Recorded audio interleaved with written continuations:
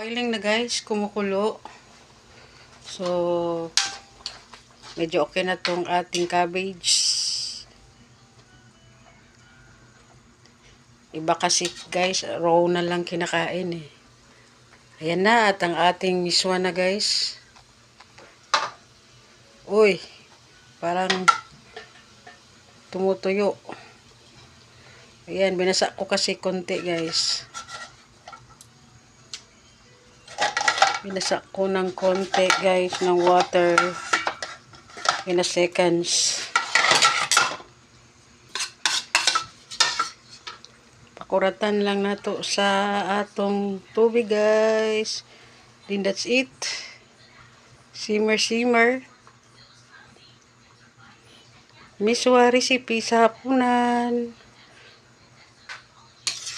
So, pag may ano kayo guys, meron kayong pwede din siguro yung carrots, nalimutan ko. Meron kayong sikwa at yung Kentucky beans. Kahit yung ibang gulay guys, yung cauliflower. Ayos na yan. Yan na guys. Madali ito kainin kasi mawala yung sabaw. So,